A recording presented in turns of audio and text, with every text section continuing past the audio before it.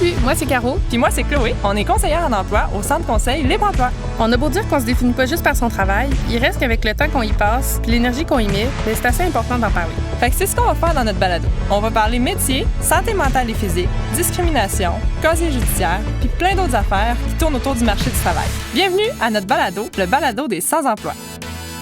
Bonjour tout le monde, bienvenue à notre épisode du Balado des sans-emploi.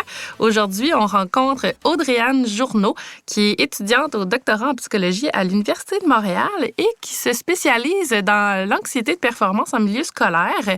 Donc aujourd'hui, elle vient nous parler du stress et de l'anxiété là, d'un point de vue un petit peu plus large. Donc bienvenue Audrey-Anne. Merci, bonjour Caroline et Chloé. Bonjour. On est très contente de te recevoir aujourd'hui pour parler de ce sujet-là qui est quand même assez toujours d'actualité. Hein. Tout le monde se sent interpellé par ce sujet-là. Tout le monde le vit un peu. Donc, est-ce que tu peux te présenter, nous dire un peu qui tu es et pourquoi tu es là aujourd'hui? Oui, bien sûr. Je suis étudiante au doctorat en psychologie à l'Université de Montréal. Donc, je m'apprête à terminer mon doctorat sous peu. Comme tu viens de le mentionner, je me spécialise particulièrement sur l'anxiété de performance en milieu scolaire. C'est vraiment ma clientèle préférée, c'est les enfants et les adolescents. Donc, c'est surtout auprès d'eux que j'ai fait mon projet de recherche. Puis, mon doctorat, c'est vraiment en recherche. Donc, je ne serai pas psychologue à la fin de ma formation académique, mais je vais pouvoir poursuivre un parcours en recherche. Donc, l'idée, là, ça serait de devenir prof d'université et chercheur. Wow. Assez. Donc, voilà pour d'où je viens un peu. Puis, j'ai vraiment aussi toujours eu une perspective de prévention, promotion. Donc, je m'intéresse moins aux troubles d'anxiété, aux troubles associés au stress, mais vraiment plus dans qu'est-ce qu'on peut faire en amont, puis normaliser aussi ces expériences-là parce qu'elles ont aussi une fonction super importante dont je suis certaine qu'on va parler durant ces balados. Mais c'est ça, c'est vraiment ça ma perspective. Puis quoi faire justement pour éviter que ça ne monte pas à une intensité où ça devient problématique. Donc, c'est un peu la paire de lunettes avec laquelle j'étudie le stress et l'anxiété. Puis aussi à travers laquelle je souhaite adresser mes messages en espérant que ça puisse aider le plus grand nombre possible. Ben oui. Moi, j'en suis convaincue. Là. Tout le monde peut se retrouver là-dedans. Là. Ben oui, vraiment. Ben, d'abord, avant d'aller plus loin puis d'embarquer dans justement cette vision-là que tu as du stress et de l'anxiété, est-ce qu'on peut le définir un peu plus? Parce que le stress et l'anxiété, c'est pas la même chose. Comment on les différencie? Puis comment... d'abord, comment on les différencie? On les définit. Je poserai pas trop de questions en même temps. Oui, je vais décortiquer en plus ta question parce que là, pour pouvoir les différencier, il faut comme que je commence par expliquer c'est quoi le stress, puis après ça, je pourrais distinguer de l'anxiété. Et que ce qui est important de savoir, le stress, c'est vraiment, quand on retourne aux sources, là, c'est une réaction de notre corps qui, lorsque notre cerveau détecte une menace dans notre environnement, menace ou même un défi là, auquel on doit s'adapter, mais il génère une panoplie d'hormones dans notre corps pour qu'on mobilise suffisamment d'énergie pour pouvoir faire les deux seules choses qu'on peut faire face à un stresseur, c'est-à-dire le combattre, l'adresser ou bien le fuir, l'éviter. Et donc, le stress, c'est vraiment une réponse physiologique de notre corps, puis ça sert à s'adapter à ce qui se passe autour de nous. Donc, en soi, c'est pas positif ou négatif, c'est vraiment juste, c'est là. Puis, on en a besoin pour survivre, donc... Si on n'était pas stressé, on ne serait pas là aujourd'hui. Puis à tous les jours, on vit des petites réponses de stress par rapport à plein de choses. C'est tout à fait normal. C'est dès que notre cerveau détecte une menace. C'est ça l'élément à retenir. Okay. Maintenant, la différence avec l'anxiété, c'est que dans le cas du stress, la menace, elle est présente devant nous immédiatement. Donc, on est en train de s'adapter au stresseur. Ça peut être, par exemple, on traverse la rue puis il y a une voiture qui s'en vient pour nous renverser. À ce moment-là, notre corps va produire une énorme quantité d'énergie immédiatement pour pouvoir qu'on se pousse de devant la voiture puis survivre. Mais ça peut être aussi dans des stresseurs plutôt relatifs, donc qui dépendent de l'interprétation qu'on a. Donc, une entrevue d'emploi, par exemple, c'est un bon exemple de stresseur. Donc, pendant l'entrevue, toutes les manifestations qu'on va ressentir, le cœur qui bat vite, la respiration qui s'accélère, les mains moites, le manque de salive, ce sont tous des exemples de signaux de stress, pardon. Mais si le stresseur, donc la chose qui nous stresse, est pas devant nous en ce moment. C'est quelque chose à quoi on est en train de penser ou on se projette à s'adapter à cette situation-là éventuellement, ou qu'on pense que peut-être qu'elle va se produire éventuellement. C'est là que ça devient de l'anxiété. Donc, la seule nuance qui est importante entre le stress et l'anxiété, c'est celle-ci, c'est la notion de temporalité. Où est le stresseur? Est-ce qu'il est présent devant moi en ce moment ou il est dans ma tête? Je l'imagine ou je l'anticipe puis il est à venir plus tard. OK. Ah, ouais, OK. C'est comme la première fois, on dirait que. Qu'on le voit de même, là. Oui, qu'on me l'explique de cette façon-là. On dirait, tu sais, je sais, là, un peu. Ben, je le sais, c'est quoi la différence entre. Je le sais, c'est quoi la différence, là, tu sais, entre le stress et l'anxiété, mais on dirait que de cette façon-là, ben oui, c'est assez simple, tu sais, de voir la différence entre les deux. Mais en même temps. Je suis curieuse, si tu te permets de te poser une question, là, comment vous l'aviez entendu ou comment vous le conceptualisiez avant ce que je viens de vous dire? Ben, tu veux-tu y aller ou je peux y aller? Non, vas-y. Ben, je savais que le stress, une réponse face à quelque chose vraiment de réel, ça, je savais que c'était vraiment ça qui distinguait un stress. L'anxiété, je pense que je voyais ça plus gros. Moi, je pensais que c'était comme quand le stress atteignait un stade où là, ça monopolisait plus de choses de ton esprit, de ton corps. Ouais. Où là, ça devenait pas ingérable, là, mais une situation où on perd un peu nos repères et on savait plus quoi faire. Moi, je le voyais comme ça. Là. Je pensais que c'était comme le second niveau. Mais en tout cas. Oui, comme un niveau d'intensité supérieur. Ouais. Puis tu sais, je pense qu'on n'est pas non plus complètement dans le champ, dans le sens où il y a c'est quand même léger là, comme différence, parce que, tu sais, mettons, je reprends ton exemple d'entrevue, ben c'est sûr que passer une entrevue, c'est un stresseur, c'est stressant, tu sais, c'est une situation qui nous rend vulnérables, tu sais. Mais après ça, ben, anticiper tout ce qui pourrait arriver en entrevue, se faire des scénarios, là, on tombe dans l'anxiété. Parce que c'est pas face à quelque chose de concret que j'ai devant moi. Genre, j'ai l'employeur devant moi, il me pose des questions. Puis là, tu sais, le stress me permet de répondre à ces questions versus toute l'anticipation que je peux faire par rapport à ça. Là, ben, on tombe un peu dans l'anxiété de ce que j'en comprends. La limite est pas si grosse. La ligne est mince. C'est ça, là. Non, puis tu sais, vous étiez pas dans le champ du tout non plus quand vous dites que c'est comme une intensité supérieure puis que ça implique d'autres choses. C'est que là, la définition que j'ai donnée, c'était vraiment l'anxiété en tant qu'émotion de base. Ouais. Donc, mais on n'en parle pas suffisamment, à mon avis, de cette façon-là. Pas juste à mon avis, là, mais aussi scientifiquement, puis les théories qui existent à ce sujet-là, c'est que souvent, quand on parle d'anxiété, on fait référence aux troubles d'anxiété. Ouais. Donc, à justement l'aspect qui nuit au fonctionnement, justement, qu'il y a beaucoup de pensées cognitives associées qui vont justement faire en sorte qu'on va complètement éviter des situations stressantes qui va causer énormément de détresse. Donc ça, c'est vrai, c'est tout à fait vrai, c'est aussi de l'anxiété. C'est juste que c'est à une intensité si grande que, justement, vu qu'elle handicape au fonctionnement ou qu'elle cause de la détresse importante, là, à ce moment-là, on va parler plus de troubles anxieux. Là, évidemment, ça nécessite un diagnostic d'un professionnel et de l'aide aussi. Puis même avec un trouble anxieux, on peut tout à fait trouver des outils pour bien vivre au quotidien. Là. Donc, ça, c'est vrai. C'est une des faces de l'anxiété, si je peux dire, une des formes d'anxiété. Mais avant d'être un trouble anxieux, il y a l'anxiété que je vous ai décrite, qui est une émotion normale qu'on peut vivre à différentes intensités aussi, puis qui va être hyper situationnelle. Puis, si la fonction du stress, c'est de s'adapter à ce qui se passe autour de nous, bien, la fonction de l'anxiété, c'est juste de savoir qu'il y a quelque chose d'important pour nous qui s'en vient. Donc, c'est vraiment notre signal pour faire comme, OK, quelque chose d'important, il faut se préparer. C'est juste que c'est plus orienté vers le futur que dans le moment présent. Donc, ça, c'est normal. Il y a des périodes de vie là, durant le développement durant lesquelles on va être plus anxieux. Les enfants, par exemple, de 2-3 ans, ils ont peur du noir.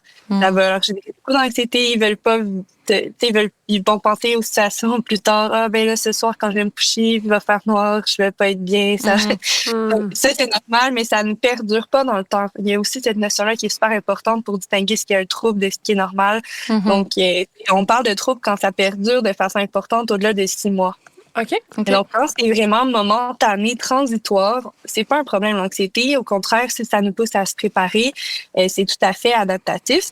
Puis entre les deux, là, ben, c'est vrai qu'il y a des gens qui ont aussi plus tendance à vivre des réponses de stress en anticipant plein de menaces ou de défis potentiels qui pourraient arriver. On les appelle comme des super détecteurs de menaces. Fait que leur cerveau est juste plus sensible. Leur détecteur de fumée, là, il part plus facilement. C'est comme la toast brûlée, ça va générer. Alors qu'il n'y a pas nécessairement un vrai danger. Donc, tu as mentionné tantôt, Caroline, la notion de réel comme le stress serait par rapport à quelque chose de réel, l'anxiété, non. J'aimerais comme apporter une nuance parce que, oui, dans le sens où le stress, c'est un stresseur qui est devant nous immédiatement. L'anxiété, on en vit quand le stresseur n'est pas là immédiatement, mais ça veut pas dire qu'il n'est pas réel, qu'il est comme disproportionné ou imaginé ou qu'on devrait pas avoir cette réponse de stress-là face au stresseur anticipé. Ouais, c'est vrai. Et je sais pas si je suis assez claire, là, mais tu sais, c'est juste qu'il est pas là en ce moment. Mais ça veut pas dire que, tu sais, c'est comme exagérer notre réponse par rapport à la situation. Ça peut l'être. Puis, dernier élément, c'est que vu que l'anxiété, c'est en anticipation, mais tant qu'on n'aura pas géré la situation stressante, on va continuer de ressentir des manifestations de stress, d'anxiété qui sont désagréables. Donc, celles dont je parlais tantôt, physiologiques. Mais aussi à ça s'ajoute la composante cognitive, donc les pensées intrusives, je suis pas capable, je vais pas y arriver. La rumination aussi, donc se concentrer comme juste sur justement des sensations désagréables qu'on ressent, puis pourquoi on les ressent, puis que c'est donc même pas le fun, puis tout ce que ça va nous causer. Donc il y a beaucoup l'aspect cognitif qui est présent, puis tu sais qui dure plus longtemps que le stress en quelque sorte, parce que le stress, dès que le stresseur est fini, c'est réglé. Mais l'anxiété, comme c'est quelque chose à venir, c'est comme tant qu'on s'y prépare pas ou que la situation n'est pas produite, ben on peut continuer à avoir des pensées plus nuisibles ou noires ou désagréables. Donc, mais il faut quand même garder en tête que si on arrive à tourner ça en OK, il faut que je me prépare à la situation, puis qu'est-ce que je peux faire pour m'y préparer, c'est quand même pas négatif en soi. Tant le stress que l'anxiété, finalement. Oui, c'est ça, tant le stress que l'anxiété. Je m'excuse, c'était une longue réponse, mais c'était comme pour... Non, mais c'est correct. C'est un long sujet. Oui, ben c'est pour combiner un peu les deux perceptions que vous aviez, en fait, puis démontrer qu'elles étaient pas fausses, au contraire, puis c'est juste des nuances, je pense, qui sont importantes à mettre au premier plan, parce que souvent, on entend juste stress, c'est positif, mais anxiété, c'est négatif, mais c'est plus simple que ça. C'est plus compliqué que ça. Ouais. Mais c'est vrai. Ouais, non, c'est bien intéressant. Mais c'est aussi, je trouve ça intéressant de regarder le parallèle que tu viens de faire avec le choix là, de ton étude que tu fais actuellement, parce que les enfants, je suppose que c'est de l'âge primaire jusqu'au secondaire, ils vivent tellement de périodes de changement qu'on entend plus parler aussi de stress, d'anxiété auprès des jeunes. En tout cas, est-ce qu'on porte plus attention à ça? C'est toi qui es la mieux placée pour nous le dire, je pense. Oui, c'est super intéressant.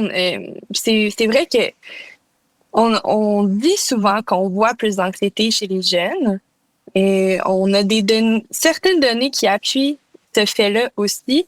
Mais encore là, je vais être dans les nuances là, tout au long du balado. Mais encore là, c'est difficile de l'affirmer puis d'être confiant de notre affirmation parce que les outils de mesure ont tellement évolué au courant des décennies. Ouais. Mais pas juste les outils, tu sais, on en parle plus aussi dans la sphère publique, qui fait en sorte que c'est super positif parce qu'il y a plus de gens qui vivent la détresse par rapport à leur anxiété, qui ont peut-être des troubles anxieux, qui vont être portés à aller consulter puis chercher le diagnostic et l'aide, que ce soit de la thérapie ou par les médicaments. Et comparativement à avant, nos grands-parents, l'anxiété, ils n'en parlaient jamais. C'était pas un mot connu du tout. Donc, il y a l'aspect où ça permet à plus de gens d'aller chercher de l'aide, mais en contrepartie, est-ce qu'il y en a plus qu'avant? Peut-être pas non plus. Bon, en tout cas, ça commence à être difficile de répondre clairement à la question parce que peut-être qu'il y a juste le fait qu'on en parle plus, fait qu'il y a plus de gens qui le nomment. Tu sais, on est meilleur pour la détecter, on est meilleur pour la nommer lorsqu'on en ressent. Les élèves aussi, on leur apprend en maternelle à parler de leurs émotions. Même moi, quand j'étais au primaire, je suis pas très vieille, mais même moi, quand j'étais au primaire, on parlait pas de ces émotions encore. Donc, non, c'est vrai. Plus on en parle, plus on le nomme, plus on pense qu'il y en a beaucoup.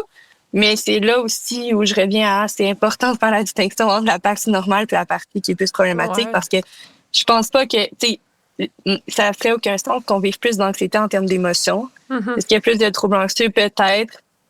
C'est définitivement quelque chose dont il faut s'inquiéter ou porter attention. Puis, tu sais, je pense qu'on peut travailler puis mettre des choses en place pour, peu importe si ça allait augmenter ou pas, que les jeunes puissent mieux être outillés pour y faire face. Mais et c'est ça, on n'a pas de réponse claire là, à est-ce qu'il y en a vraiment plus ou pas qu'avant. mais malgré les données, parce que comme je disais tantôt aussi, les mesures ont changé, etc. Donc, c'est dur d'être confiant quand on répond à cette question-là. Ben oui, c'est vrai. Hein. Puis c'est vrai pour beaucoup de sujets, là, tu sais, qu'on se dit, mais ça, il y en a plus qu'avant. Ouais, mais il y a plein de facteurs, là. Puis, tu sais, tantôt, tu parlais des manifestations du stress, de l'anxiété, de la façon que ça se manifeste là, chez les gens. Est-ce qu'il y a différents types, tu sais, de stress, d'anxiété? Est-ce que ça se manifeste de la même façon pour tout le monde? Pas nécessairement, je pense, mais... Non, mais je viens de parler, dans le fond, de la... Je pense que j'ai pas mis les mots quand j'ai parlé tantôt, mais il y a un trouble d'anxiété, il y en a plusieurs sortes, là. Donc, on peut vivre de l'anxiété ou du stress par rapport à différentes comme catégories de stresseurs, je dirais. Fait que là, l'anxiété de performance, ça serait dans des situations où nos compétences, notre valeur est comme remise en question ou évaluée par autrui. Ça peut être un examen à l'école, une entrevue, prestation sur scène, une compétition sportive. Ouais. Donc, ça, c'est l'anxiété de performance. On peut aussi vivre l'anxiété dans des contextes plus sociaux. On va parler d'anxiété sociale. Les phobies aussi font partie de l'anxiété. Donc, ça peut être n'importe quel déclencheur, là, vraiment. Fait que, puis, pour les manifestations dans notre corps, ce que les études démontrent, c'est qu'il y a comme 2 types de réponses que notre corps peut envoyer face à un stresseur. Donc, je parlais tantôt, dans les 2 cas, ça va mobiliser beaucoup d'énergie pour qu'on s'adapte au stresseur. Mais ce que les études ont montré, c'est qu'il y a comme 2 systèmes. Donc, le premier système dans notre corps, il va servir à approcher une situation pour qu'on affronte le stresseur. Fait que ça, c'est quand le cerveau perçoit que c'est plus un défi qu'une menace parce qu'il évalue qu'on a assez de ressources disponibles autour de nous ou à l'intérieur de nous, là, d'énergie, d'aide d'autrui, peu importe, pour réussir à affronter le stresseur puis s'en sortir comme bien s'en sortir. Là. Donc là, à ce moment-là, ce qui va se passer dans notre corps, c'est plus que tout le sang oxygéné va être envoyé à nos muscles et à notre cerveau pour que nos neurones puis nos muscles soient comme à leur plein potentiel puis puissent vraiment immédiatement fonctionner à pleine capacité, être plus fort, courir plus vite, combattre. Bon, c'est un petit peu des vestiges de l'évolution, mais encore aujourd'hui, c'est comme ça que ça fonctionne. Donc, tu sais, tout le stress de performance, un athlète olympique qui est juste un peu stressé avant une compétition puis qui voit ça comme un défi, qui sait qu'il est bien préparé, qui s'est entraîné des années pour réussir ce saut en hauteur-là qui va durer 1 seconde, bien, tout son corps va se mobiliser pour qu'il fonctionne au mieux possible pour l'aider à faire ça. Et donc, ça, c'est comme la première réponse de stress qui, on va dire, une réponse de stress de type défi. À l'inverse, en fait, la même personne peut vivre les 2 types de réponses et de stress. Donc, c'est pas notamment par notre personnalité. L'autre type de réponse, c'est un autre système dans notre corps. Je vous épargne les noms scientifiques qui sont pas mais c'est un autre système dans notre corps qui va, quand notre cerveau, en fait, évalue qu'on n'a pas assez de ressources pour faire face aux demandes du stresseur, puis qu'on risque d'échouer, peut-être de se blesser, que ce soit psychologiquement ou physiquement. Là, il va se passer d'autres choses dans notre corps. Fait que notre cerveau va faire en sorte que tout le sang oxygéné va se retrouver dans nos organes vitaux pour protéger les organes les plus importants qui assurent notre survie. Puis donc, plutôt que d'avoir de la force, de l'adrénaline, ben là, c'est le cortisol qui va être libéré. Puis, c'est un petit peu lui qui a des effets plus vicieux ou négatifs, si je peux dire. Okay. Fait que, tu sais, quand on a des maux de ventre, mal au cœur, tous les maux digestifs, ben c'est la faute du cortisol. Puis, c'est vraiment un signe de stress aussi qui est peut-être un peu méconnu des fois. Mais ouais, les maux de ventre, c'est vraiment un signe courant de stress. Donc, c'est ça, ce qui se passe, c'est que notre corps... Ouais, c'est ça. Ouais, c'est ça. Attendez, c'est pas vrai qu'il est moins utile parce que là, notre cerveau, rappelez-vous, il pense qu'on va pas être capable peut-être de bien réussir ou de survivre. Donc, ce qu'il fait, c'est que la digestion, c'est comme le système dans le corps qui nous demande le plus d'énergie. Ouais. Puis là, il n'y a pas d'énergie à gaspiller avec la digestion en ce moment. Il doit affronter un stresseur qui menace potentiellement sa survie, auquel il pense qu'il ne serait pas capable duquel il pense qu'il serait pas capable de réussir à l'affronter. Donc, il va mettre la digestion sur pause pour pouvoir mobiliser encore plus d'énergie pour continuer à affronter le stresseur jusqu'à temps qu'on meure ou qu'on survive. Son but, c'est vraiment notre cerveau d'assurer notre survie. Oui, mais c'est vraiment ça. La présentation orale, c'est une question. Oui, mais là, c'est ça. J'ai pris un exemple où c'est notre survie qui est en danger, mais dans le cas d'une présentation orale, si on pense qu'on ne sera pas capable de survivre, c'est vraiment juste, il va produire, comme il va s'assurer que l'énergie qu'on a dans notre corps, on puisse l'utiliser au maximum pour continuer de s'adapter au stresseur. Fait que même si c'est une présentation orale, c'est la même chose qui va se passer. Puis ce qui est intéressant avec tout ça, c'est que les études ont montré que la paire de lunettes avec laquelle on regarde le stress en général peut influencer laquelle de ces deux réponses-là on va avoir. Une réponse de défi ou une réponse de menace. Fait que plus les gens voient le stress positivement, plus ils comprennent à quoi ils servent, que c'est là à la base pour les aider, puis qu'ils peuvent le contrôler aussi. Tu sais, on peut toujours contrôler l'intensité de notre stress, on y reviendra plus tard. Mais plus ils vont vivre la première réponse que j'ai décrite de type défi, qui va les aider à performer. Puis plus ils voient le stress comme étant nuisible, quelque chose qui les handicape, qui les empêche de performer, ça envoie le message à leur cerveau. C'est comme si notre réponse de stress peut être un outil supplémentaire dans notre évaluation de ressources pour faire face aux défis. Puis quand on le voit comme quelque chose de nuisible, c'est comme si ça nous en enlève au contraire. Donc, on a plus tendance à évaluer qu'on ne soit pas capable puis à avoir les symptômes négatifs. Fait que, tu sais, j'ai parlé des maux de ventre, mais le cortisol aussi, c'est lui qui est capable de remonter au cerveau, qui peut jouer sur notre mémoire, faire en sorte qu'on ait des blancs de mémoire. Puis à long terme aussi, c'est lui qui va plus affecter négativement notre santé.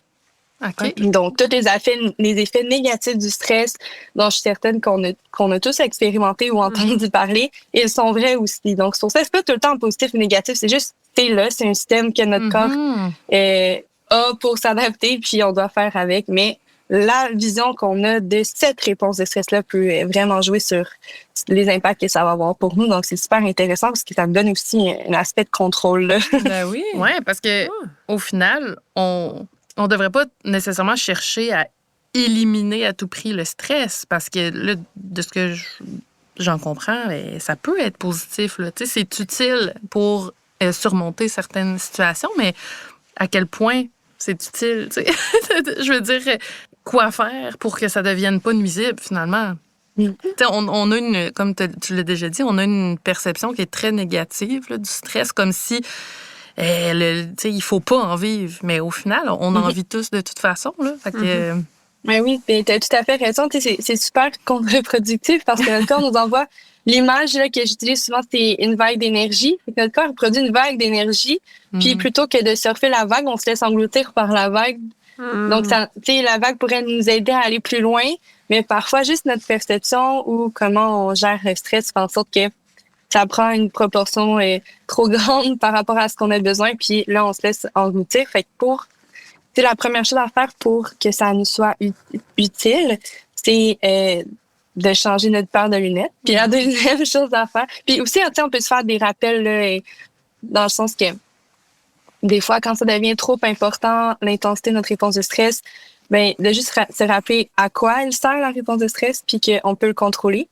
Puis la deuxième, ben c'est de le contrôler parce que c'est pas possible de l'éliminer complètement, comme tu l'as bien mentionné, Caroline, étant donné sa fonction puis sa nécessité en fait, mais on peut juste pas. Donc, ce qu'il faut viser, c'est plutôt diminuer l'intensité pour la rendre plus tolérable, pas l'éliminer complètement, juste la rendre à une intensité qu'on est capable de contrôler. Ça sera jamais confortable. Il faut vraiment aussi bien le comprendre. Ça sera pas confortable. Pourquoi? Parce que notre corps est en état d'alerte, là, même si c'est pas quelque chose qui menace notre survie puis que c'est un défi, une situation plus d'ordre psychologique ou de stresseur social. Ben, notre corps a la même réponse de stress que si on est en train de combattre un ours, là. Donc, faut comme, ça serait jamais confortable.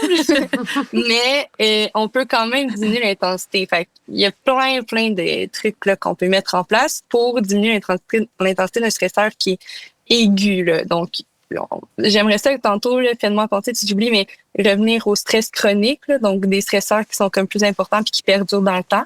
Parce que là, ce dont je parle depuis tantôt, c'est vraiment un stresseur qu'on dit aigu, qui est comme intense et qui passe une fois le stresseur fini. On peut-tu donner des exemples, mettons? Ben oui, c'est vrai, j'ai pas d'exemple. Ben oui, bien sûr. Fait qu'un stresseur aigu, comme tantôt j'ai parlé d'une entrevue d'emploi, transition, déménagement, mariage, la naissance d'un enfant là aussi c'est stressant. Oui, des fois c'est des beaux, je confirme. Et ça peut être des super beaux événements, mais qui ma foi sont tellement stressants. Donc qu'est-ce que ça peut être aussi une transition, une rupture amoureuse, mais ça peut être au quotidien quelque chose d'aussi simple que d'être en retard. C'est vraiment là, ça peut aller dans toutes sortes de zones. En fait, il y a 4 ingrédients qui peuvent faire en sorte qu'une situation soit stressante. Donc, on utilise l'acronyme CINE, C-I-N-E, accent aigu. Ah oui, pour les représenter. Ouais. OK, ben, est-ce que vous vous souvenez? Non? Ah! Un peu. Il doit y avoir... je sais pas, je vais même pas m'essayer. Environnement. Oui, ça peut être un stresseur, mais c'est pas ça. C'est tellement loin dans ma tête. Non, mais je vous épargne ce stress-là d'évaluation puis de jugement social. Elle a fait un exemple.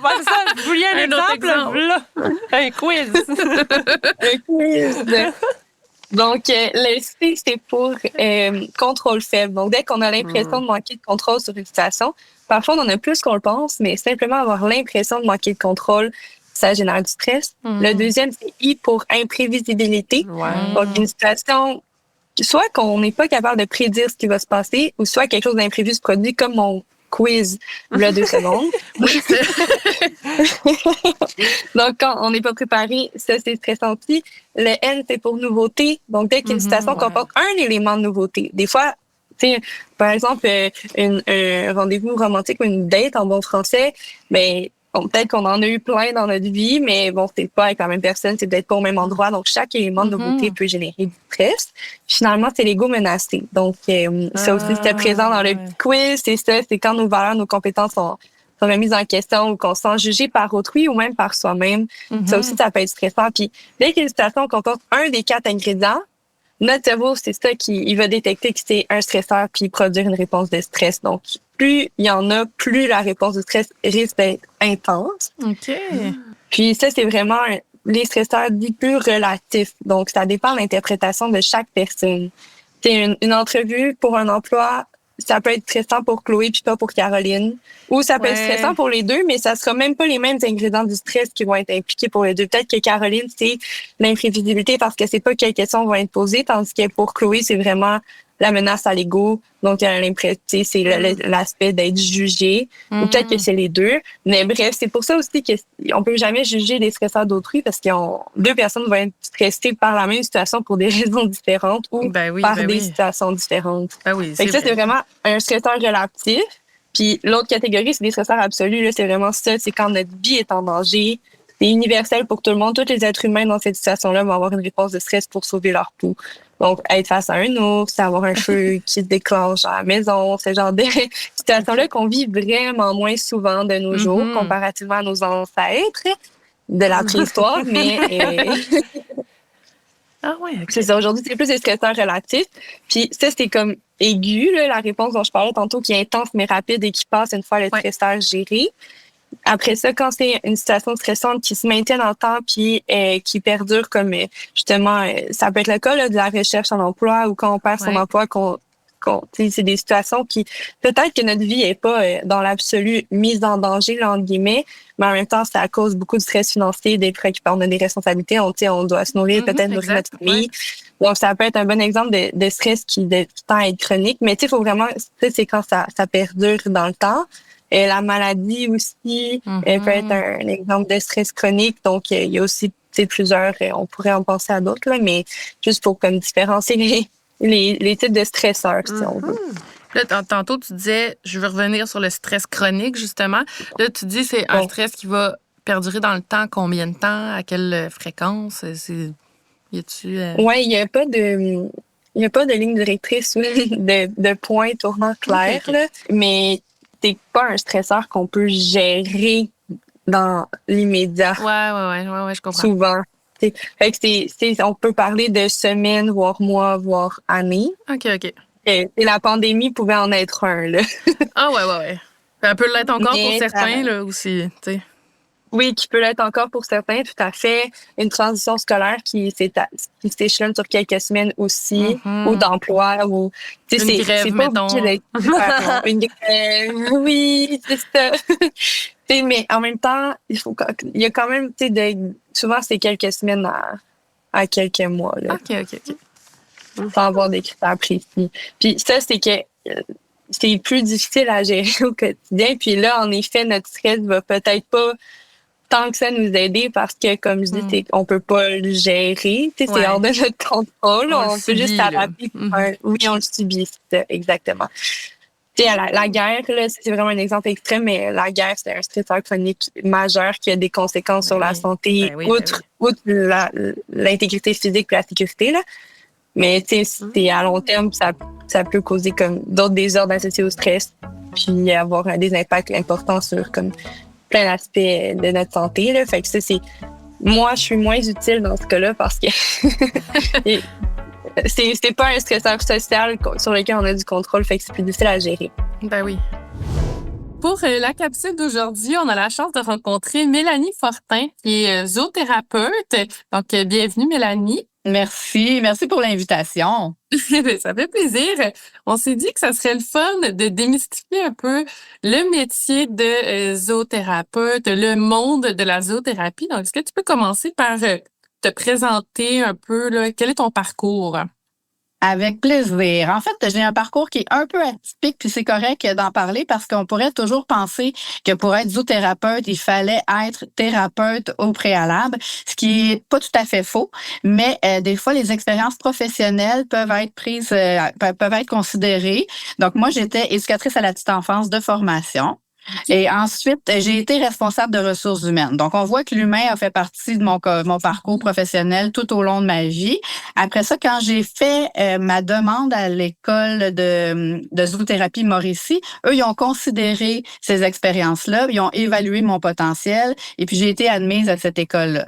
Donc là, j'ai été formée pour être zoothérapeute, mais par la suite, j'ai aussi ajouté plusieurs techniques thérapeutiques dans le sens que je suis allée chercher des cours de massothérapie, de réflexologie, d'aromathérapie. Fait que je suis allée chercher une expertise plus large que seulement la zoothérapie, même l'art-thérapie, parce que j'ai un côté artistique très développé. J'ai gagné ma vie longtemps comme artiste. Donc, j'ai tout englobé ça dans un seul projet qui est présentement notre projet de la Casa d'Alpaga. Donc, ça, c'est une fermette thérapeutique. On connaît moins ça ici au Québec. Les fermettes thérapeutiques, c'est plus connu en Europe. Okay. Donc, évidemment, on le sait là, que ce qui se passe en Europe, des fois, ça traverse ici. Donc, chez nous, il y a plusieurs soins de thérapie et on vient chercher du ressourcement, on vient se connecter au moment présent, se bourrer la face de la nature. Donc, de là, le fil conducteur de tout les autres formations que je suis allée chercher. Puis ça s'adresse à qui, mettons, la Casa d'Alpaga? C'est qui va? Ouais, la question est bonne aussi. La Casa d'Alpaga s'adresse surtout aux adultes amoureux de la nature et amoureux des animaux. Je dis pas que je prends pas d'enfants en zoothérapie, mais le projet initial a été surtout bâti pour eux parce que il y a pas de place. Si tu es un adulte qui aime les animaux, ben tu vas aller au zoo. Puis là, il va y avoir des familles, il va y avoir des enfants, tu vas être raisonnable, tu vas laisser l'avant-place aux enfants parce que là, tu te dis... Ouais, c'est ça. Fait qu'on a voulu créer un endroit qui n'existait pas, puis aussi un endroit où tu n'aurais pas à être raisonnable. Donc, on est toujours en formule privée. Les gens qui viennent voir nos animaux n'ont pas à laisser la place à quelqu'un d'autre ou à partager l'intérêt d'un animal. Donc, ils sont vraiment à la vedette de ce moment-là. Puis ça, je pense que c'est vraiment apprécié. On se remettait en question à un moment donné pour cette formule privée-là. Mais il n'y a pas un client qui repart pas en nous disant, en tout cas, c'était formidable, on était toutes seules, on l'a apprécié. Tu sais, ça a sa valeur. Ah, ben oui, c'est sûr. Puis, est-ce que vous avez juste des alpagas? On a des poules, on a des chiens, on a des chats. Oh, wow. On se concentre majoritairement sur l'alpaga parce que c'est une grande responsabilité à être en charge d'un troupeau ou d'une famille de plusieurs espèces. Puis, je pense pas qu'on pourrait être professionnel puis rendre service à toutes les espèces. Donc, en se concentrant sur une espèce, nos apprentissages, nos connaissances deviennent de plus en plus spécialisés. Donc, je pense que on a tout à gagner dans un univers plus pointu comme ça. Ben oui, évidemment. Puis, mais donc, on revient plus à la base générale de c'est quoi la zoothérapie finalement? Qu'est-ce qui définit ça? Puis qu'est-ce qui est différent des autres types de thérapie, mettons?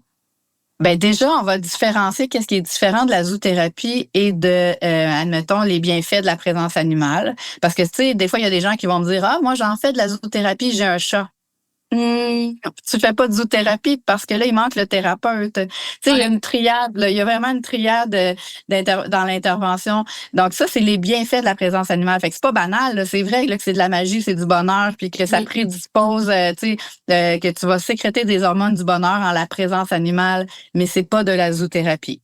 Après ça, il y en a qui vont dire ah oui, on en a fait de la zoothérapie. Là, j'ai pas d'exemple, là, mais c'était une activité de divertissement, comme au zoo, admettons. On a fait de la zoothérapie. Ils ont donné des poissons aux dauphins. Ben, ça, c'était pas de la zoothérapie. Tu as eu du bonheur, tu as eu du plaisir à regarder des animaux bouger, vivre. Fait que ça va être, dans le fond, c'est de la zoo-animation. Ça t'a animé, ça t'a diverti. C'est vrai que ça t'a fait du bien, mais c'est pas de la zoothérapie. Donc, pour que ce soit de la zoothérapie, il faut premièrement qu'il y ait un thérapeute. Il faut aussi qu'il y ait un but, qu'il y ait un défi à relever, quelque chose à travailler.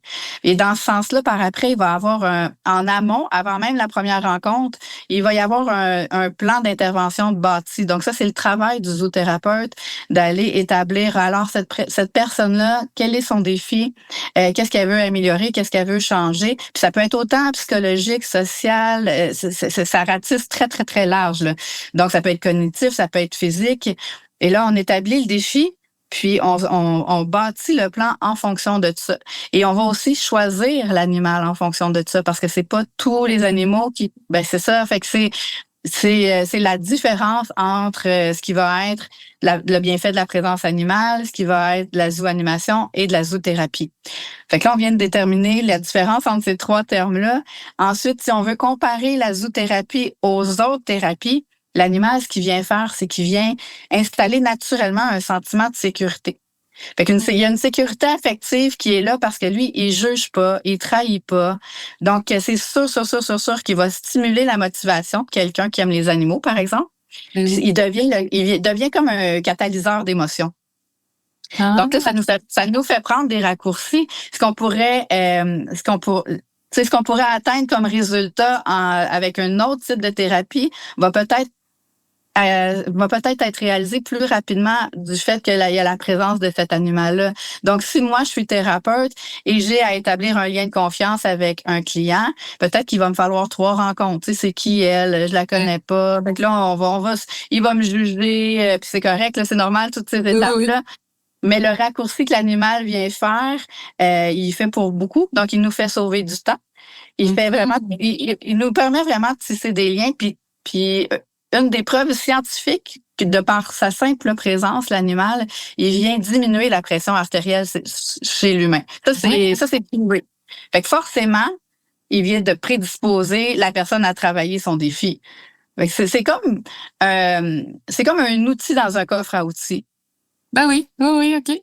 Moi, j'aime pas dire qu'on utilise les animaux parce que, ça va un peu à l'encontre de mes valeurs. C'est pour ça que c'est important que ça soit fait de façon éthique. Mais c'est le terme à utiliser. C'est un outil de travail. Oui, puis cet outil de travail-là, justement, l'animal, comment tu le choisis? Puis comment, est-ce que, ça va avoir l'air drôle comme question, mais y a-t-il une formation pour les animaux? Comment on prépare les animaux à ça? Parce que quand même, on va être en contact avec beaucoup de gens, beaucoup d'émotions. Ben oui, mais ta question est bonne parce que oui, l'animal est évalué. Donc, il est évalué de par l'observation. On le met dans des contextes similaires. On va voir quel est son tempérament, sa personnalité. Comment on choisit l'animal. Dans le fond, ça pourrait être comment on choisit l'espèce. Donc, c'est sûr qu'on va pas relever les mêmes défis avec justement un oiseau. On va pas travailler les mêmes choses avec dépendamment quelle espèce, mais aussi selon la personnalité. C'est pas tous les oiseaux qui peuvent faire le même travail. C'est pas tous les mêmes chiens qui peuvent faire le même travail.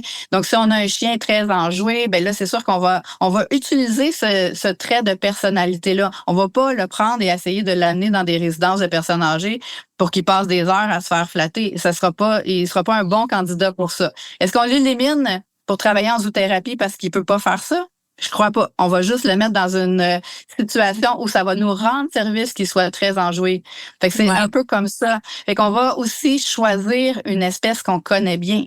On va pas se dire les chiens c'est formidable, c'est bon, on peut vraiment faire beaucoup de choses avec le chien, mais si tu connais pas, avec l'univers canin, mais je te le conseille pas parce que il faut que tu travailles avec une espèce que tu connais toutes ses forces, toutes ses faiblesses, parce que dans le fond, il y aura jamais de risque zéro, mais il faut que tu le diminues parce que tu sais, il y a toujours un risque et la sécurité c'est ta priorité.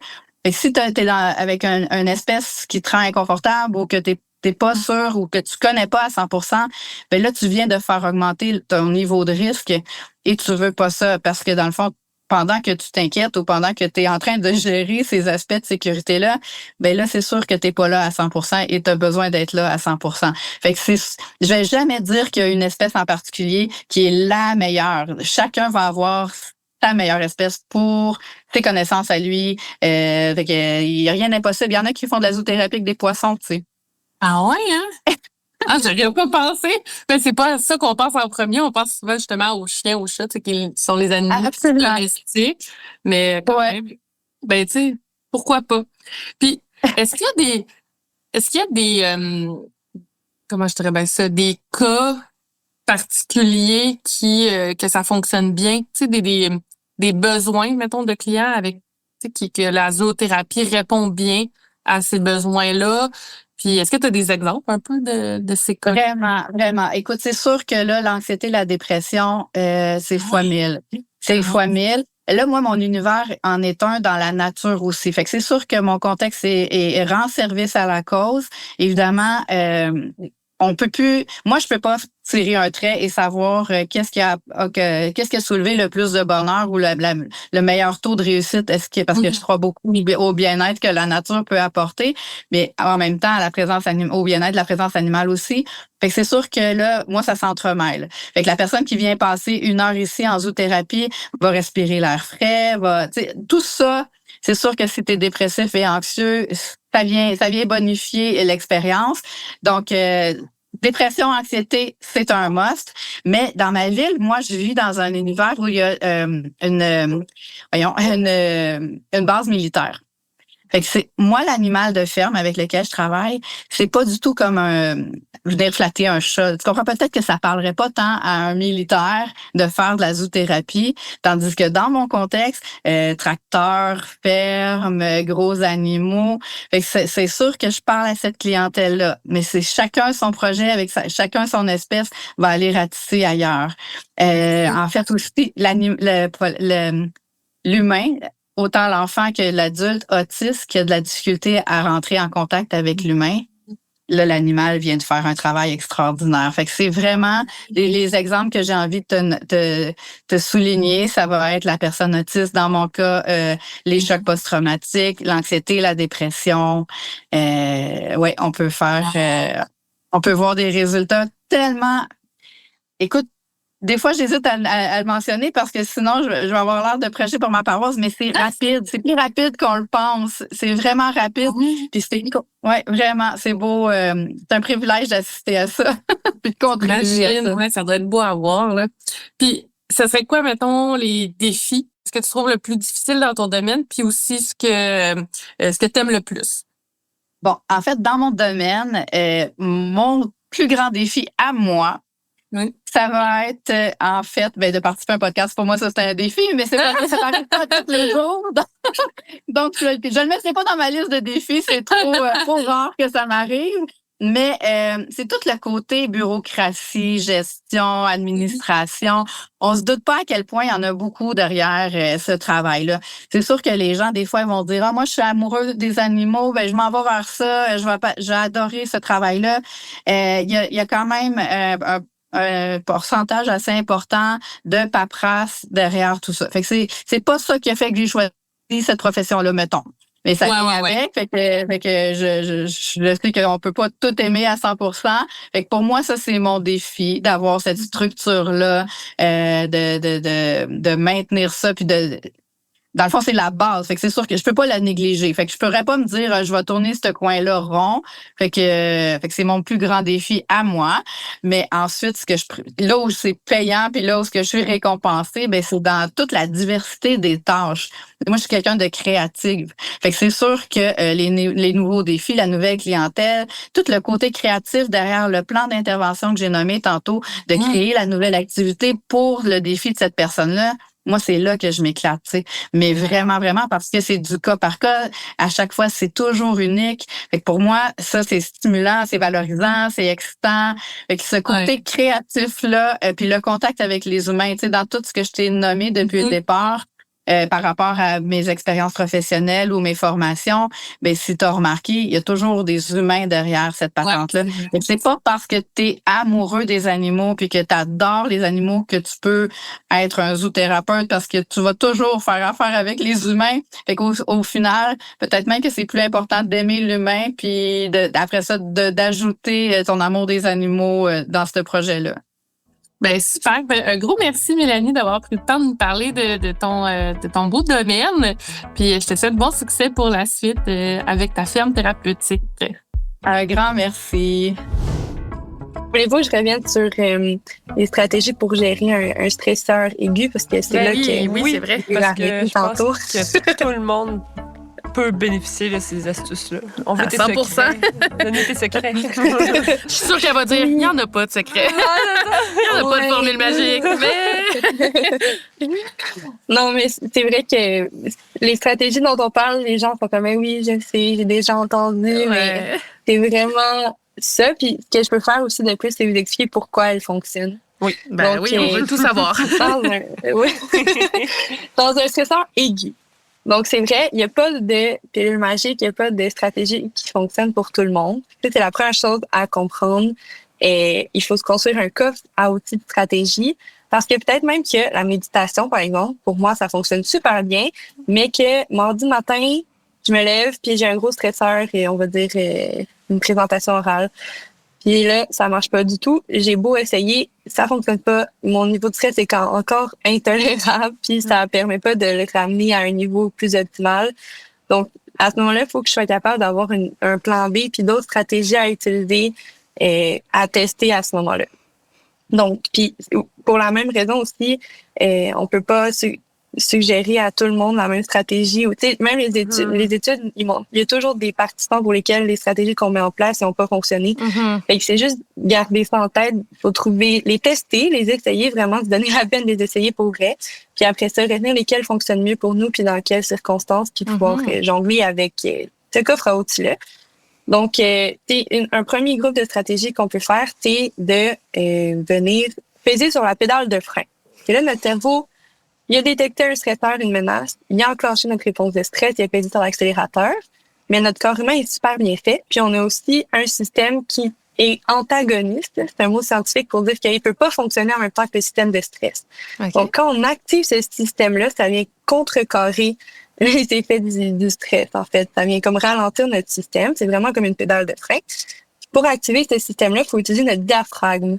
Donc, tout ce qui a trait à la respiration par le ventre, donc pas par les épaules, mais vraiment en gonflant notre ventre, tranquillement en prenant des grandes respirations et expirations, ça va aller étirer notre diaphragme et activer notre système. C'est le système parasympathique, là, si jamais ça vous intéresse. Puis là, ça va ralentir ou diminuer l'intensité de notre réponse de stress. On peut aussi activer le diaphragme en chantant, en faisant des mantras. Je suis bonne là-dedans. Ouais. Donc, en chantant, en faisant des mantras, des prières à voix haute. Moi, j'aime beaucoup crier aussi dans ma voiture, là, quand j'ai comme une grosse journée stressante, là, tu sais, des journées, là, où que ça chire, là, comme on dit, puis que rien se passe comme il faut, puis que, mon Dieu, que je suis plus capable de me sentir tellement je suis stressée. Moi, je ferme les fenêtres de ma voiture, puis j'aime crier. Ça, en plus, ça enlève comme l'énergie que mon corps a même bien usée. Ça permet de m'en débarrasser un peu. Puis aussi, ça active le diaphragme. Donc, ça vient vraiment comme diminuer, dans le fond, mes manifestations de stress. Donc, il y a plein de stratégies comme ça pour vraiment aller activer notre système de frein, si on veut, puis diminuer l'intensité de la réponse de stress. Fait que ça, c'est le premier groupe de stratégies. Il y en a-tu là-dedans qui, ben là, je pense, Chloé, tu disais, toi, tu chantes? Moi, je chante tout le temps au bureau. Caro peut en témoigner. Là, mais peut-être c'est pour ça que j'ai pas l'air stressée, c'est parce que je suis tout le temps en train de chanter. Fait que t'as tout le temps le pied sur le frein. J'ai tout le temps le pied sur le frein, je suis mollo. Mais c'est une belle façon de l'imager, je trouve. Tu sais, de dire, mais c'est wow. Vrai. Oui. Puis encore là, en n'ayant pas en tête l'idée d'arrêter complètement, mais au moins de ralentir. Oui, vraiment. Mais tu sais, vois-tu, moi, la respiration, c'est pas quelque chose que je fais comme je vais prendre des respirations. Ouais. C'est pas quelque chose que j'ai envie de faire, mais me rendre compte que chanter fait le même effet, je suis comme Inconsciemment.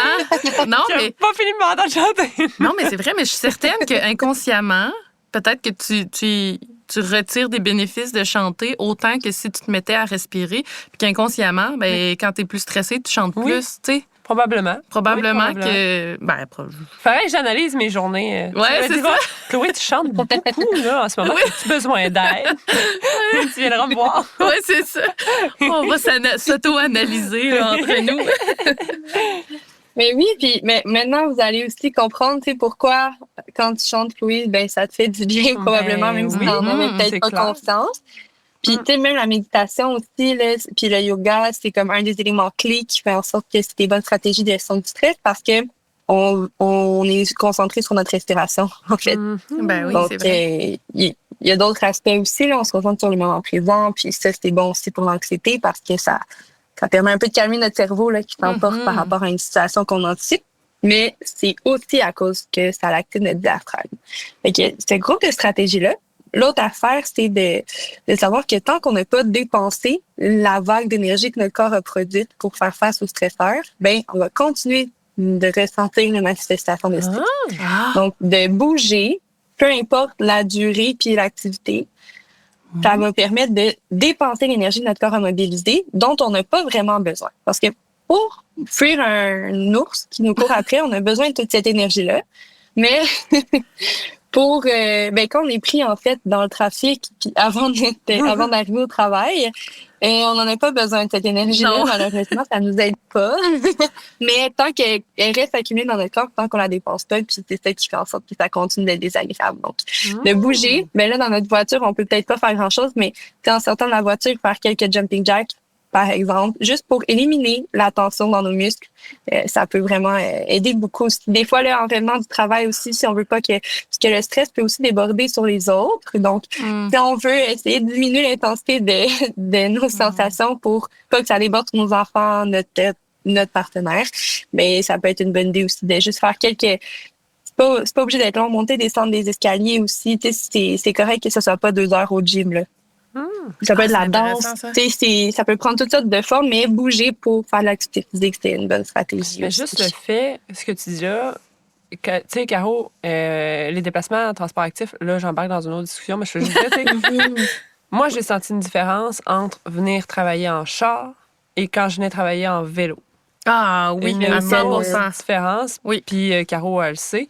Mais ça paraît juste... Puis là, je me dis, bouger, effectivement, en fait, relâcher la tension, puis j'arrive de bonne humeur, j'arrive à la maison de bonne humeur, fait que... Ah ouais, vraiment.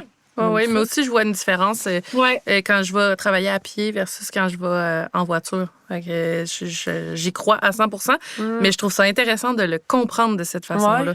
De comprendre que c'est pour dépenser cette énergie-là, la vague d'énergie. Parce que moi, je l'ai écrit là, sur ma feuille. Stress égale vague d'énergie. Mais je trouve que je vais mettre ces lunettes-là plus souvent. Là. Mais de le comprendre de cette façon-là, justement, ça aide à dire, OK, ben regarde, il est là, le stress, qu'est-ce que je peux faire? Je vais faire 3-4 jumping jacks, je vais rentrer chez nous, je vais monter marche, je vais les descendre, puis je passe un autre appel, puis je passe une belle soirée, tu sais. Je trouve ça vraiment, vraiment intéressant. Mais pour vrai, vous l'essayez, mais des jumping jacks, là, avant tu sais, moi, fun fact, là, mais comme faire des présentations, là, ça me stresse beaucoup, puis maintenant, je fais tout le temps ça avant, mais là, c'est plus dur quand c'est en présentiel, là, mais la pandémie, justement, à distance. C'est sûr. Non, mais en présentiel, justement, se déplacer comme activement, ça fait la job, là, mais à distance, je faisais quelques jumping jacks, puis c'était comme instantané, là, ça fait juste enlever une couche de temps, puis après ça fait que c'est tolérable, puis on peut s'en servir, justement, pour donner une meilleure performance. Donc, c'est vraiment anodin, mais c'est pour ça qu'on est comme, les gens, des fois, sont amis un peu qu'on répète ces trucs-là parce qu'ils sont comme, je les connais déjà, mais mais c'est que notre corps est bien fait.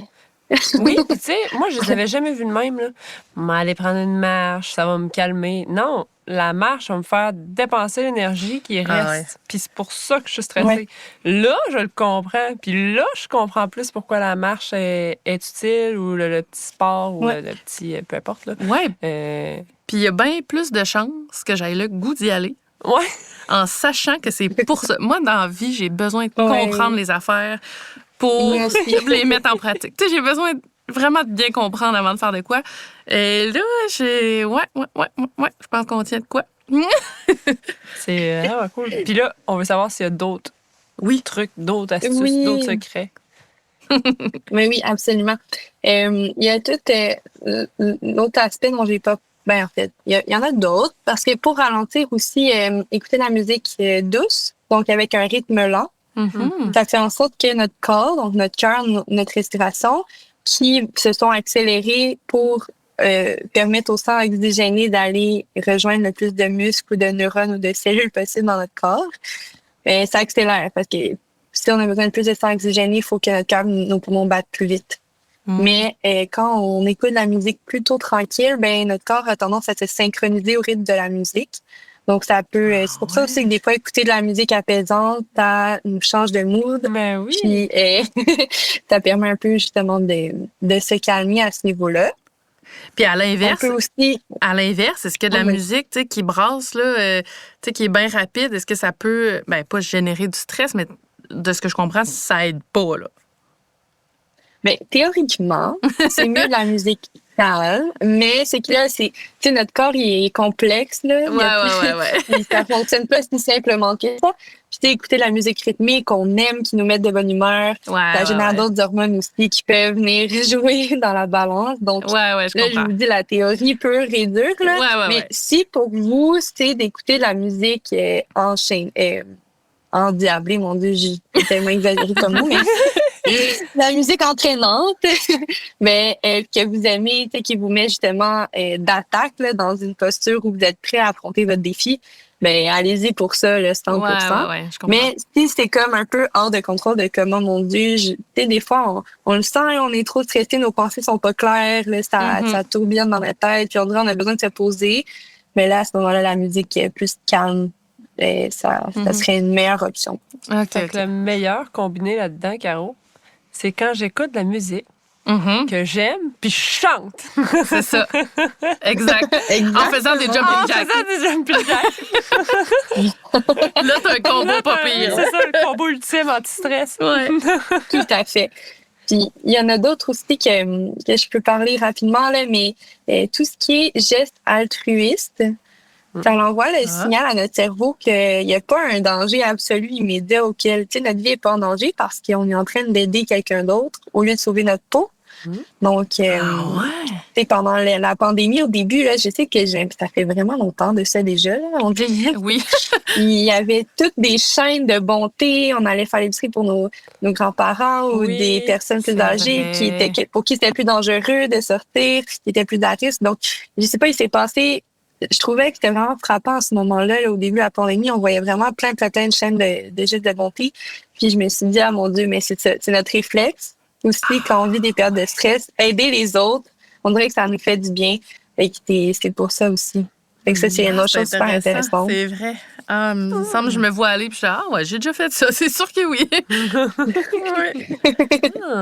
intéressant. Oui, puis se rappeler qu'on a du contrôle sur notre réponse de stress. Comment c'est une vague d'énergie, qu'on peut contrôler l'intensité, que c'est temporaire aussi. Là, on a déjà vécu d'autres choses, on a passé au travers, on va être capable de le faire à nouveau. Donc, de se rappeler ça aussi, des fois, dans le moment, c'est un peu difficile, là, mais c'est des choses aussi entre nous qu'on peut faire, je pense, une fois qu'on en a conscience, sans minimiser l'expérience. Au lieu de dire comment ne stresse pas avec ça, on peut dire c'est normal que tu sois stressé, c'est important pour toi, mais t'es préparé à y faire face.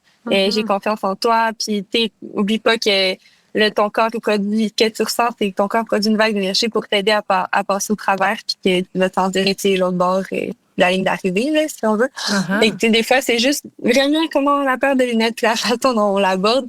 Il y a vraiment des études super intéressantes là, qui montrent que ça a des effets énormes. Là. Il y a un chercheur aux États-Unis qui a mis ce rappel-là, qui comme fait 4 lignes de long sur une copie d'examen. Puis la moitié du groupe avait cette copie-là, puis l'autre moitié avait juste l'examen régulier sans ces 4 lignes-là en haut de l'examen. Puis il a mesuré la réponse de stress physiologique, là, donc comment l'accélération du rythme cardiaque, etc. Puis la performance à l'examen. Puis le groupe qui avait ces 4 lignes-là avait une réponse de stress, plus de défi, comme je vous parlais tout à l'heure, donc plus pour affronter pour le défi, puis ont mieux performé à l'examen. Puis ces 4 lignes-là, ça disait quoi? Ça disait genre, c'est normal que tu sois stressé. C'est normal que tu te sentes anxieux en ce moment. Rappelle-toi que te sentir comme ça, c'est un signe que ton corps travaille avec toi pour améliorer ta performance. C'est un bon signe que tu te sens anxieux. Puis, ce qui est important de savoir aussi, là, c'est que la relation entre la performance et le stress, elle est pas linéaire. C'est pas plus on est stressé, moins on performe. C'est un U inversé, là, je sais que c'est difficile à l'audio, là, mais imaginez-vous un U en forme inversée. Donc, il y a comme pas trop de stress puis pas assez de stress, ça nuit à la performance. Ça, les sportifs vont pouvoir vous l'affirmer avec conviction, là.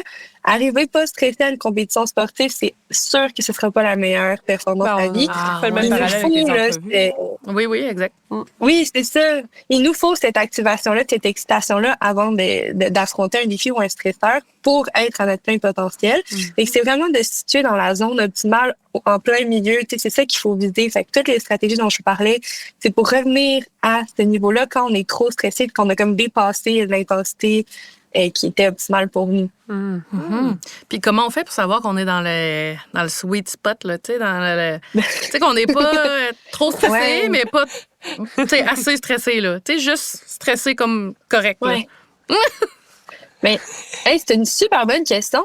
J'ai pas de réponse scientifique à ta question, je pense, mais j'aurais envie de te dire, je pense que on le sent. Je pense que si, tu sais, comme c'est l'endroit. Mais en fait, si tu es capable de voir le stress d'une façon plus positive, pas qui est toujours positif, mais qui peut être positif pour toi, puis repenser à tous les contextes dans lesquels il a été positif pour toi.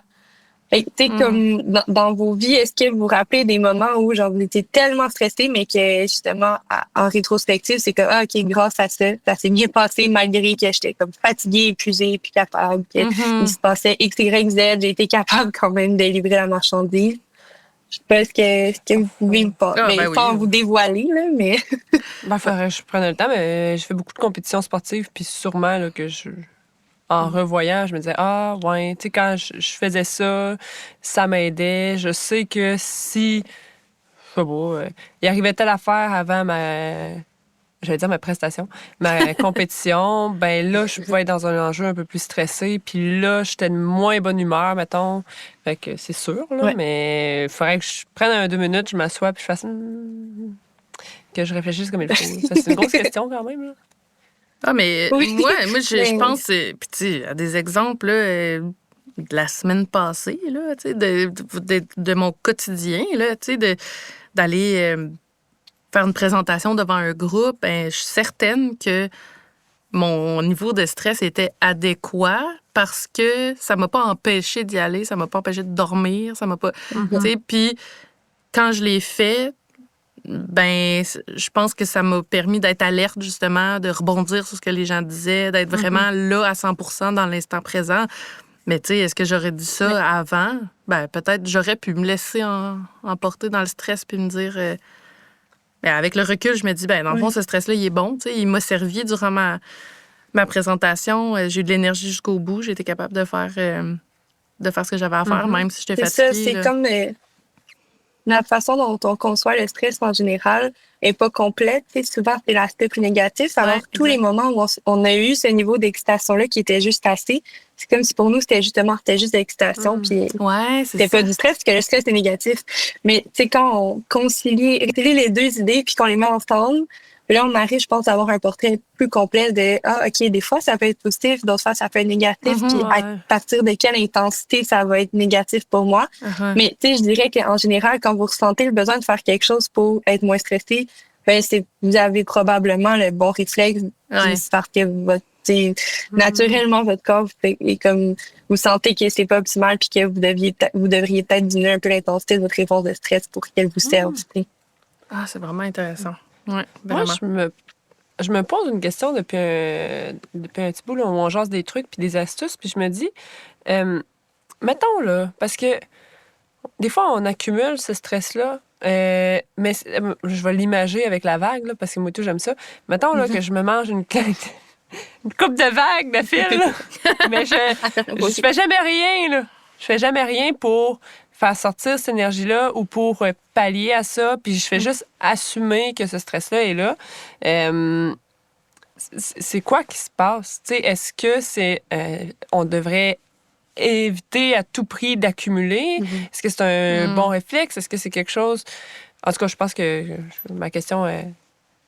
C'est une mauvaise gestion du stress, de Ouais, faire ça, de laisser ça stagnant, là, de se laisser envahir par les vagues, puis les vagues, puis les vagues. Là. Oui. Mais c'est comme paradoxal parce que d'un côté, on doit développer notre tolérance au stress. Plus on arrive à affronter des stresseurs puis tolérer notre réponse de stress pour y faire face, plus c'est inconfortable, des fois ça va nous nuire, mais à la longue, à force d'affronter, notre cerveau sait qu'on est capable d'y faire face, donc il va nous donner une réponse de stress plus adéquate, etc. Donc d'un côté, il faut comme ça, pour être exposé à certains stresseurs normaux de la vie, c'est sain, c'est normal, c'est correct, c'est bon. De l'autre côté, on veut pas trop en accumuler non plus, comme disait Chloé, parce que le corps s'épuise. À force de toujours être en état d'alerte, de combat ou de fuite, de combat ou de fuite, notre corps s'épuise, puis les études montrent aussi que le système de stress, c'est comme le premier système dans notre corps à se débalancer, mais ça va faire un effet domino. Puis ça va comme aller affecter à la longue, mais là on parle de stress chronique, ok, donc c'est genre en stress aigu puis stress chronique, mais justement à la longue avec l'accumulation de stresseurs importants qui perdurent, ça peut aller débalancer plusieurs autres systèmes comme le système cardiaque, le cholestérol, il y a comme plein de le système immunitaire aussi. Il y a plein de composantes de notre santé qui peuvent en payer le prix. Fait que c'est toujours d'essayer de gérer, savoir que une partie du stress qui est normale, souhaitable, qu'elle nous sert, qu'on est content de l'avoir. Mais en accumulation en trop grande quantité, si on fait jamais rien, pour... C'est parce qu'il y a des stresseurs inutiles aussi, là, des fois, qu'on s'inflige. Ouais.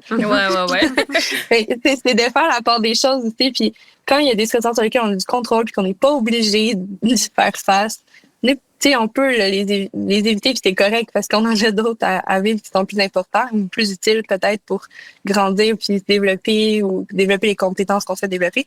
Fait que, il y a cet aspect-là aussi de comme les stresseurs inutiles, oui, en effet, là, on peut essayer de s'en débarrasser le plus possible pour pouvoir juste affronter les autres puis que ça soit normal puis que ça tombe pas dans l'accumulation. Évidemment, quand on est dans une situation privilégiée dans laquelle notre vie ou on a un toit, on est en sécurité, on a de l'argent, là, on s'entend, parce que sinon c'est des stresseurs plus difficiles, mais voilà, Si on ramène ça aux gens qui sont en recherche d'emploi, parce que c'est sûr que nous, c'est notre public, ou en tout cas, c'est les gens qu'on côtoie là, au quotidien. Si tu pouvais leur donner un conseil, les gens qui sont en recherche d'emploi, qu'est-ce que tu leur dirais? Par rapport au stress, évidemment. Là. Oui, mais mis à part tout ce qu'on vient de dire, mettons, oui. Je pense que c'est important quand on comprend pourquoi on est stressé, puis le contrôle qu'on peut avoir sur notre stress, je pense que c'est déjà vraiment aidant, puis ça fait comme 50% de la job. Après ça, ce qu'on peut faire aussi, c'est dans la situation qui nous stresse, comme la recherche d'emploi, par exemple, d'identifier c'est quoi les ingrédients du stress qui sont présents. Donc, je parlais tantôt du ciné, donc contrôle faible, imprévisibilité, nouveauté, ego menacé. Donc, on a développé un tableau qui est présent sur le site de notre laboratoire de recherche qui est le Centre d'études sur le stress humain. Donc, je travaille avec Sonia Lupien, qui est aussi pas mal reconnue dans la recherche sur le stress, puis qu'on fait beaucoup de documents de transfert de connaissances qu'on appelle, mais juste pour vulgariser toutes ces connaissances-là à divers publics. Puis on a créé un tableau de déconstruction du stress. Donc, si vous tapez ça sur Internet, vous allez pouvoir le trouver. Je pourrais aussi certainement vous envoyer le lien. C'est juste un tableau. Vous pouvez le refaire sur une feuille blanche. C'est vraiment que chaque colonne, c'est un des 4 ingrédients du stress. Puis chaque ligne, c'est les stresseurs que vous vivez au quotidien. Donc, par exemple, dans la situation de recherche d'emploi, identifier plus précisément c'est quoi les éléments qui vous stressent, les écrire sur chaque ligne, puis aller cocher quels ingrédients, lequel ou lesquels des ingrédients du stress sont présents dans cette situation-là. OK. Fait que ça, on appelle ça déconstruire ces stresseurs. Fait qu'on les prend un par un, puis on identifie les ingrédients qui sont là. Puis après, pour chaque X qu'on a mis dans le tableau, on essaie de voir qu'est-ce que je peux mettre en place pour diminuer l'importance de cet ingrédient-là dans la situation. Et là, voulez-vous me donner comme un exemple concret, mettons que un de vos clients ou une de vos clientes pourrait mettre comme stresseur? Tu sais, quelque chose de plus spécifique que recherche d'emploi qui est un peu des vague. défauts Là. est un piège. La question des défauts fait peur à beaucoup de monde. Là. Fait que, tu sais, mettons que je m'imagine, moi-même, elle me ferait peur, là, dans le sens que c'est pas que c'est quelque chose que tu t'aimes pas te faire poser, mais mettons, je marquerais la question du défaut, mais est-ce que j'ai un contrôle sur le fait qu'ils vont me la poser? Là, il y a la situation, si je me fie à l'acronyme, il faut que j'évalue, je vais me préparer à cette question-là. Mais tu as du contrôle pour te préparer, mais je peux comprendre que, je pense, mettons, ça serait comme l'imprévisibilité. On sait pas si oui ou non ils vont nous la poser. Puis on pourrait dire que ça serait peut-être pas nouveau, mais certainement menaçant pour notre ego. On veut s'assurer d'avoir la bonne réponse puis que ils vont nous juger par rapport à nos défauts. C'est ça. Fait que ça, je pense que cet ingrédient-là est beaucoup présent. Fait qu'est-ce qu'on pourrait faire pour... ou, mettons, on coche contrôle aussi. On a l'impression qu'on n'a pas de contrôle parce que peu importe ce qu'on va dire, peut-être que ça va mal se passer. Fait que ce qu'on pourrait faire, c'est de peut-être se pratiquer à répondre à la question. Peut-être qu'on peut justement parler à nos intervenantes pour savoir comment bien répondre à cette question-là. Donc, aller chercher de l'information, de la validation. Et peut-être aussi qu'on peut se mettre faire une liste de différents éléments de réponse qu'on pourrait donner. Donc, tu sais, pas juste en avoir un, mais en avoir plusieurs, comme ça, sur le moment, on pourra juger ce qui sort naturellement. Mais donc, il y a plusieurs choses qu'on peut faire pour se redonner du contrôle. Après ça, l'ego menacé, c'est plus difficile. Qu'est-ce qu'on pourrait faire dans ce contexte-là? Peut-être...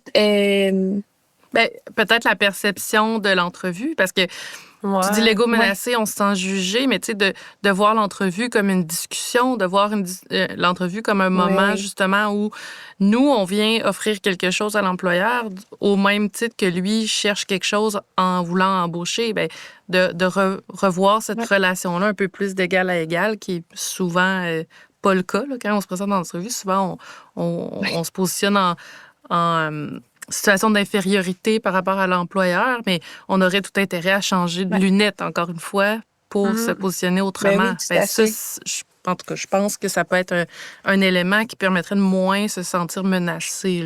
Là. Oui, tout à fait. Puis j'aime ça parce que pour la question précisément aussi des défauts, mais tu sais, c'est de voir comme l'employeur et moi, on sait que tout le monde en a des défauts. Oui.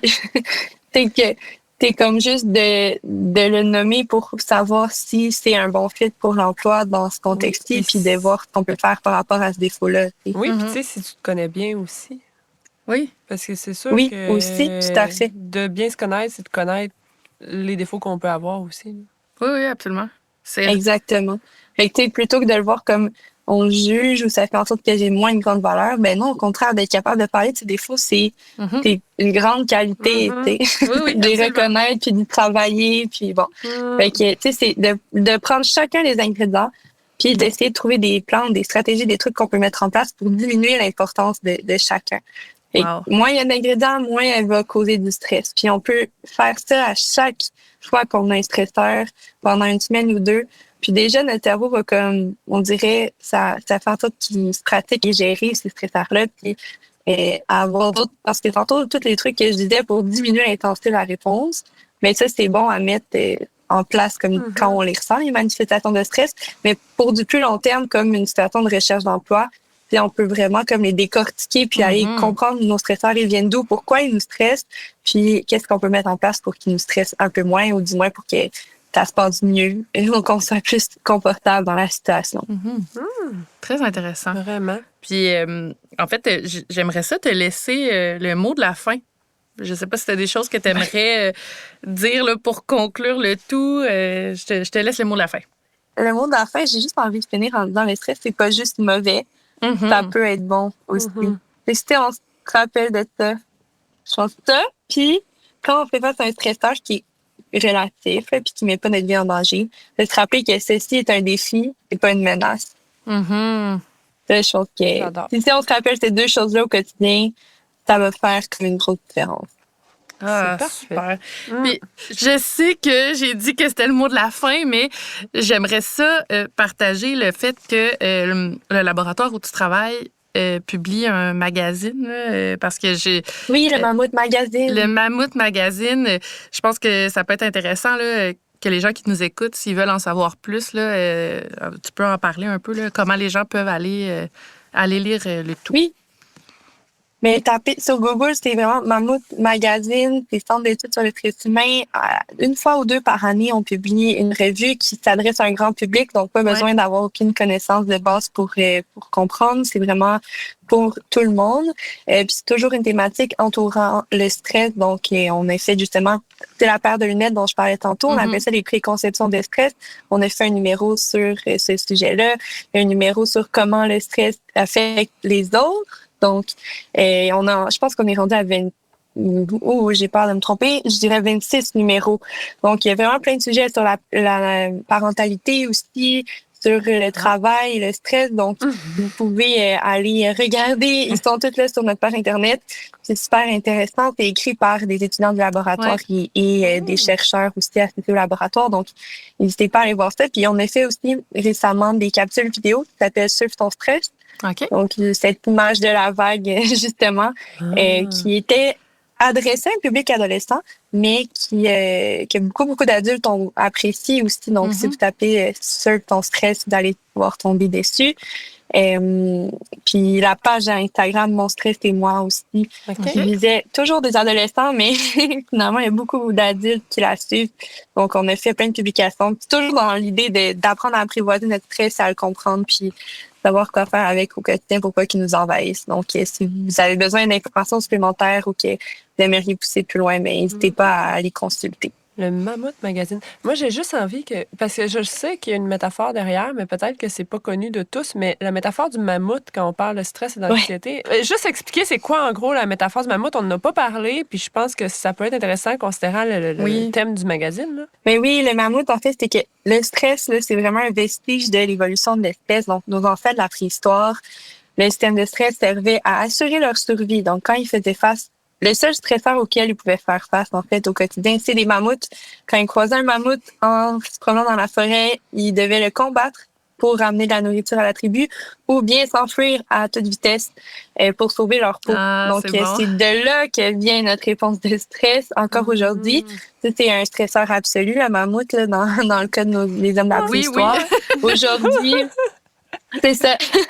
Donc, c'est de là que vient l'image. Aujourd'hui, les stresseurs absolus, ce sont plus rares. C'est des stresseurs plutôt relatifs avec les 4 ingrédients de stress auxquels on fait face, mais notre corps réagit encore de la même façon que face à un mammouth là, dans le temps. Donc, souvent, il y a cette image-là aussi qu'on utilise de comme « Ah, je suis en train de chasser un mammouth en ce moment. » Donc, c'est juste pour dire qu'on est stressé ou qu'on... Ouais. J'aime ça.